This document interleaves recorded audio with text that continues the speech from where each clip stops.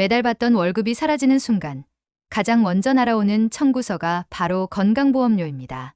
어떤 분은 월 30만 원이었던 보험료가 갑자기 80만 원으로 뛰었다고 하시더군요. 심지어 아무것도 바뀐 게 없는데 말입니다. 도대체 왜 이런 일이 벌어지는 걸까요? 퇴직 전에는 몰랐던 충격적인 사실이 하나 있습니다. 회사에서 우리가 내던 건강보험료는 실제 보험료의 절반에 불과했다는 것입니다. 나머지 절반은 회사에서 대신 내주고 있었던 거죠. 그런데 퇴직하는 순간 그 절반마저 우리가 고스란히 부담해야 합니다. 더 큰 문제는 지역가입자로 전환되면서 새롭게 적용되는 보험료 산정 방식입니다. 직장인일 때는 오직 소득만 기준으로 했지만 지역가입자는 소득에 더해 재산까지 포함해서 계산합니다. 그것도 상당히 넓은 범위의 재산을 말입니다. 여러분이 가지고 있는 아파트, 단독주택, 토지는 물론이고 전월세 보증금까지 재산으로 간주됩니다. 심지어 선박이나 항공기도 포함되죠.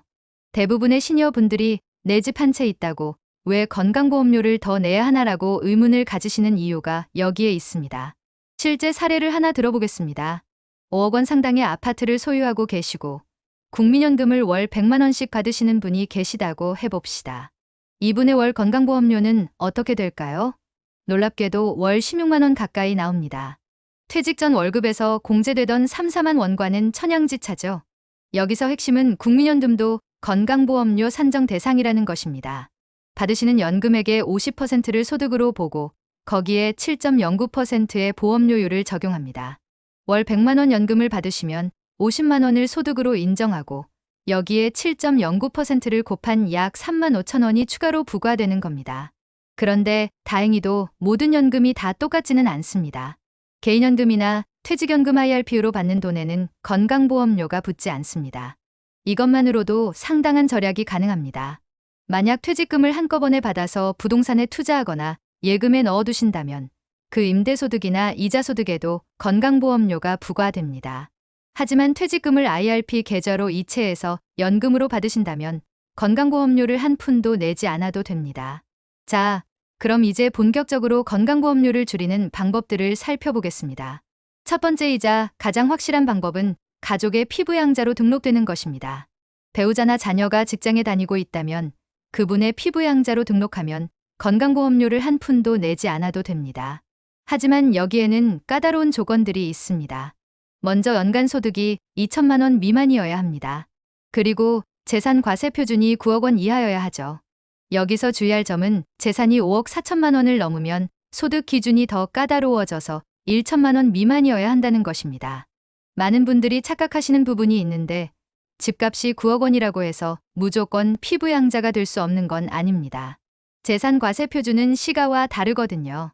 보통 실제 시가의 60에 70% 정도로 책정되기 때문에 12억 원 정도 되는 집이라면 과세 표준은 9억 원 이하일 수 있습니다.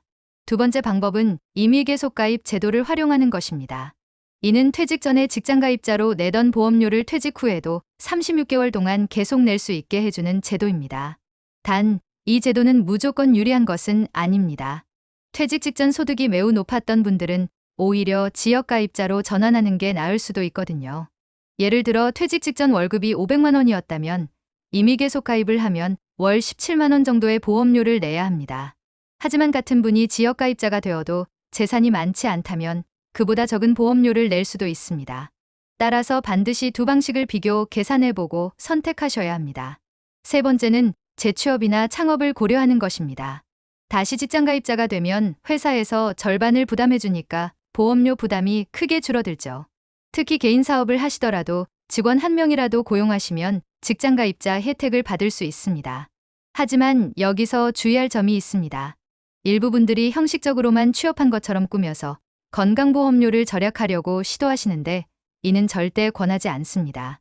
적발되면 절약한 보험료의 10%를 가산금으로 내야 하고 무엇보다 사회보험 사기에 해당할 수 있거든요. 네 번째 방법은 금융상품을 전략적으로 활용하는 것입니다. 앞서 말씀드린 것처럼 개인연금이나 IRP로 받는 돈에는 건강보험료가 부과되지 않습니다. 따라서 여유 자금이 있으시다면 이런 연금 상품에 투자하시는 것도 좋은 전략입니다. 또한 부동산 임대소득이 있으시다면 필요경비를 최대한 공제받아 소득을 줄이는 것도 중요합니다. 수리비, 관리비, 세금 등 모든 필요 경비를 빠짐없이 신고하셔야 합니다. 5번째는 자동차 관련 변경 사항을 활용하는 것입니다. 올해부터 자동차는 건강보험료 부과 대상에서 완전히 제외되었습니다. 예전에는 4천만 원 이상의 고급 차량에 대해서는 보험료를 부과했는데 이제는 아무리 비싼 차를 가지고 계셔도 건강보험료에는 영향을 주지 않습니다. 6번째는 주택 관련 특례를 이용하는 것입니다. 생애 최초 주택 구입자나 신혼부부 등에게는 건강보험료 경감 혜택이 있습니다. 비록 시니어분들에게는 직접적으로 해당되지 않지만 자녀분들이 이런 혜택을 받을 수 있다면 가족 전체의 보험료 부담을 줄일 수 있습니다. 마지막으로 가장 중요한 것은 정확한 신고입니다.